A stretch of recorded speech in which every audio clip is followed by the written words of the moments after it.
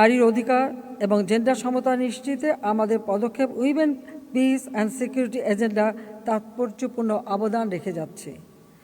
বাংলাদেশ বর্তমানে অন্যতম বৃহৎ নারী শান্তিরক্ষী প্রেরণকারী দেশ হিসেবেও পরিচিতি লাভ করছে।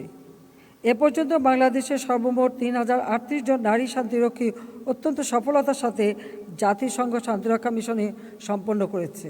তবে একটু বলে চাই, এখন সবথেকে বেশি দাবি আসছে নারী শান্তিরক্ষীদের প্রেরণ করবার, এবং জাতিসংঘের সেক্রেটারি জেনারেল নিজেই আমাকে এটা বলেছেন যে আমরা যেন আরও বেশি করে নারী শান্তিরক্ষী প্রেরণ করি।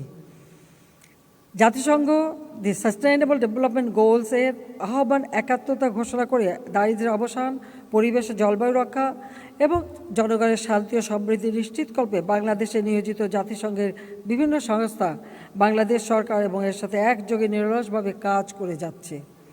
আমি এই মহতী উদ্যোগ বাংলাদেশের পাশে থাকার জন্য বাংলাদেশে নিয়োজিত জাতিসংঘের বিভিন্ন সংস্থাকে আন্তরিক ধন্যবাদ জানাচ্ছি।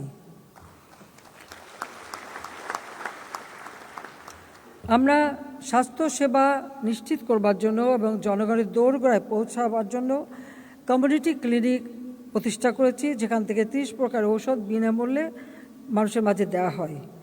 আমাদের কমিউনিটি ক্লিনিকের অনুকরণে সম্প্রতি সেন্ট্রাল আফ্রিকান রিপাবলিকে জাতিসংঘ মিশনে নিয়োজিত বাংলাদেশি শান্তিরক্ষীদের সহায়তায় জাতির পিতা বঙ্গবন্ধু শেখ মুজিবুর রহমান এবং সে দেশের রাষ্ট্রপতি ফস্টিন আর্জেন্স তোয়াদেরার নামে একটি কমিউনিটি ক্লিনিক উদ্বোধন করা হয়েছে, যার নামকরণ করা হয়েছে বঙ্গবন্ধু তোয়াদেরা কমিউনিটি ক্লিনিক।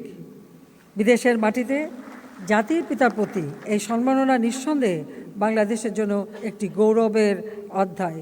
আমি সবাইকে আন্তরিক ধন্যবাদ জানাই এই উদ্যোগ যারা নিয়েছিলেন। শুধুবিন্দু বিশ্ব শান্তি নিশ্চিত করা এখন অতীতের চেয়ে অনেক বেশি কঠিন হয়ে দাঁড়িয়েছে। প্রযুক্তির সাম্প্রতিক প্রসার ও অগ্রযাত্রার সাথে সাথে বাড়ছে নতুন নতুন হুমকি। ফলে জাতিসংঘ শান্তিরক্ষা মিশনগুলোতে শান্তিরক্ষীদের বহুমাত্রিক জটিল পরিস্থিতি মোকাবেলা করতে হচ্ছে। তাই শান্তিরক্ষা মিশনসমূহ উন্নত প্রযুক্তির মাধ্যমে সমৃদ্ধ করার প্রয়োজনীয়তা এখন বহুগুণ বৃদ্ধি পেয়েছে। বাংলাদেশের শান্তিরক্ষীগণ যাতে বিশ্বের সবচেয়ে চ্যালেঞ্জিং এবং বিপজ্জনক অঞ্চলসমূহে সৃষ্ট পরিস্থিতি মোকাবেলা করতে পারে, সেজন্য তাদের সময়োপযোগী প্রশিক্ষণ দিয়ে প্রস্তুত রাখা হয়েছে। এবং এই প্রশিক্ষণের জন্য আপনারা জানেন যে আমি প্রথম সরকারে যখন 96 সালে আসি, তখনই বিপসট প্রতিষ্ঠা করে দিয়েছিলাম আমাদের শান্তিরক্ষীরা যেন তারা যথাযথ ট্রেনিং নিয়ে তারপর বিদেশে যেতে পারে। এটা এখন আন্তর্জাতিক মর্যাদা পেয়েছে।